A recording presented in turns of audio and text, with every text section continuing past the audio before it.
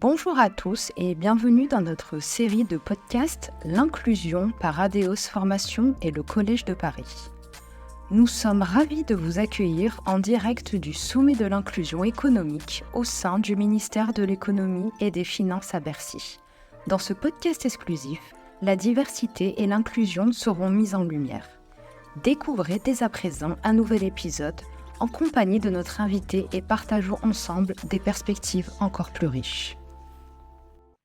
Bonjour à toutes et à tous et bienvenue à bord de HRDRadio.tv depuis le ministère de l'économie et des finances à Bercy pour le sommet de l'inclusion. Vous êtes 12 000 DRH et dirigeants d'entreprise à être abonnés à nos podcasts. On vous remercie évidemment d'être toujours plus nombreux à nous écouter chaque semaine. Vous pouvez bien entendu réagir sur les réseaux sociaux et sur notre compte X HRDRadio.tv. À mes côtés pour animer cette émission, Ibtissem du Collège de Paris. Bonjour Ibtissem. Bonjour. Et nous accueillons ensemble aujourd'hui Olivier Auger. Olivier Auger qui est le vice-président en charge de la RSE, de la communication et des relations publiques, on va dire, et des RH de Samsung Electronics en France. Est-ce que ce n'est pas trop, Olivier, pour un seul homme ? Bonjour déjà. Effectivement, ça fait beaucoup pour un seul homme, mais il y a quand même du sens finalement à avoir tout ce périmètre. En l'occurrence, les sujets diversité et inclusion, c'est des sujets qui résonnent dans une politique RSE, mais qui évidemment sont des sujets RH. Donc moi, j'ai la chance de piloter à la fois les équipes RH et à la fois des équipes RSE, ce qui me donne peut-être l'opportunité d'avoir encore plus de poids sur ces sujets. Et justement, c'est peut-être ce que je peux vous dire là en introduction, c'est que notre stratégie sur les enjeux d'E&I, elle est totalement imbriquée dans nos processus RH.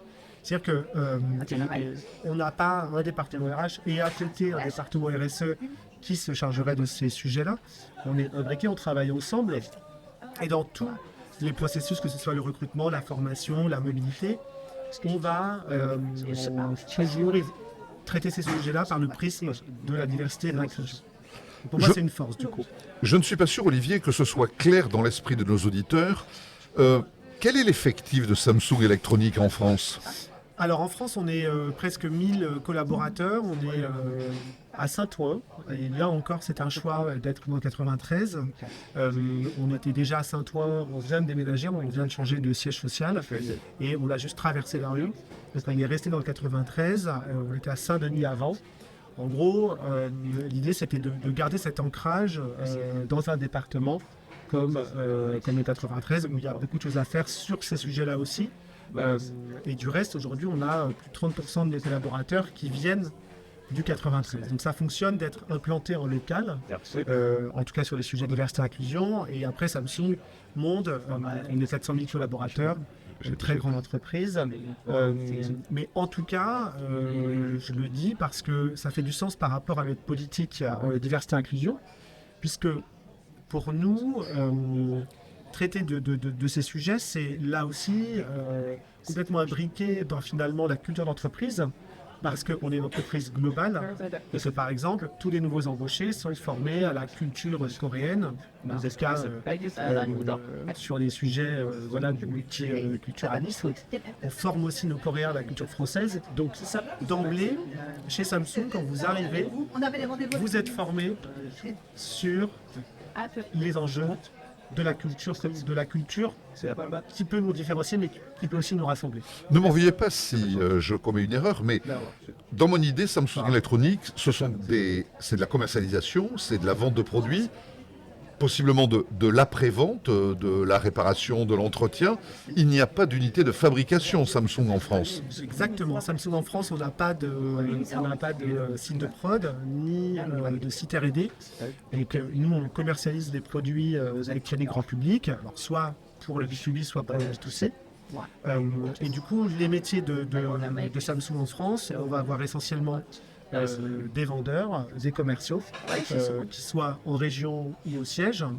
Pour les grands comptes, on va avoir les métiers du marketing et toutes les fonctions support, pas des moindres, qui sont la logistique, le service après-vente justement, le juridique, les RH, etc. Ma question est tout à fait aimable, ne la prenez pas autrement. Quand on représente 1000 collaborateurs dans un immense empire de 400 000 collaborateurs, a-t-on par exemple sur le sujet de l'inclusion la capacité à se différencier d'une politique groupe qui serait menée d'une manière un peu similaire partout dans le monde? Très bonne question.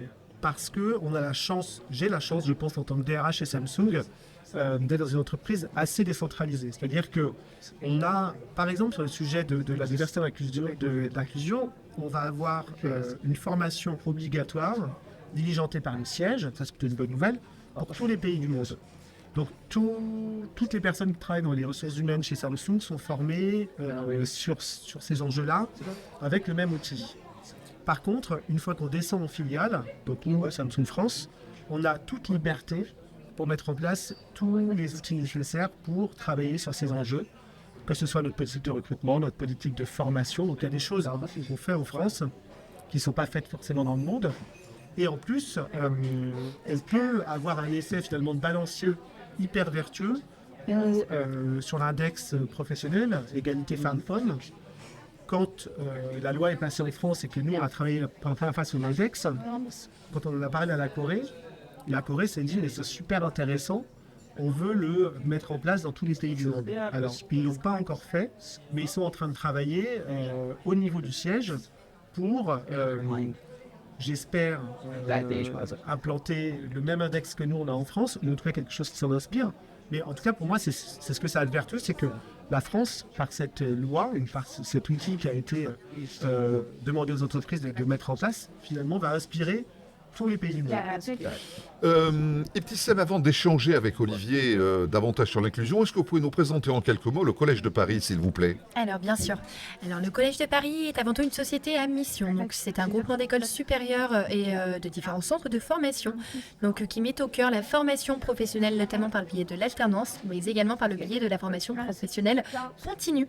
Donc, en données chiffrées, Collège de Paris, ça représente 14 000 étudiants et alternants formés sur l'année 2023 et plus de 20 000 salariés formés en continu tout au long de l'année 2023 également. Donc cette entreprise Collège de Paris a été fondée par Olivier et Nicolas Delagarde en 2011 et tourne autour de 3 valeurs principales. La première, donc l'excellence pédagogique. La seconde, l'ouverture à l'international, notamment par le biais de Learning Expedition dans ces écoles de commerce. Et également, troisième, l'insertion professionnelle à obtention des diplômes pour sa communauté dite alumni. Donc, Olivier, je souhaitais aujourd'hui vous poser une question en lien avec l'inclusion chez Samsung Electronics, notamment en termes de recrutement.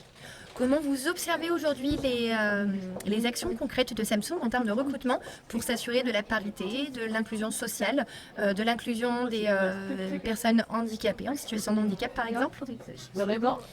Alors, comme je vous le disais tout à l'heure en introduction, dans notre entreprise, on est déjà dans cette culture de l'inclusion. C'est-à-dire qu'on n'a pas besoin de faire un effort particulier pour que les choses se fassent. C'est dans notre ADN, c'est dans notre culture. Du fait d'être dans cette filiale française d'un groupe coréen et du fait de former tout le monde sur ces enjeux-là. Donc, les choses se font assez naturellement. Bien sûr, toutes les personnes qui travaillent au RH sont formées, ça je l'ai dit, par une formation qui vient du groupe. Mais nous, derrière, on forme aussi et on recrute avec et surtout dans l'entreprise, on a cette vision vertueuse que c'est mieux si on est tous ensemble avec des profils divers et variés. Parce que nos clients sont tous des Français. Tous les Français, ça veut dire que voilà, nos clients sont multiples. Donc, c'est mieux si dans nos équipes, on a au marketing à l'avance, les mêmes dans les équipes support, des gens qui finalement se présentent la France sur l'entièreté. Donc, pour nous, c'est une évidence. Et le résultat, c'est qu'aujourd'hui, on a plus de 54% des personnes qui travaillent chez nous qui sont issues de communes comptant au moins un quartier prioritaire. Et depuis 3 ans, on s'est dit allons encore plus loin et on a 60% des recrutements et des gens là depuis 3 ans qui viennent aussi de communes avec des quartiers prioritaires. Donc ça fonctionne parce que c'est bien de mettre en place des politiques et d'avoir des envies, Mais c'est mieux quand on peut regarder et quand on peut vérifier que ce qu'on a mis en place, ça fonctionne. Donc là, on a une accélération du désert, on a aussi beaucoup de gens qui viennent 80 impressionnés. Donc ça, c'est sur le recrutement. Ensuite, on va les accompagner dans leur développement.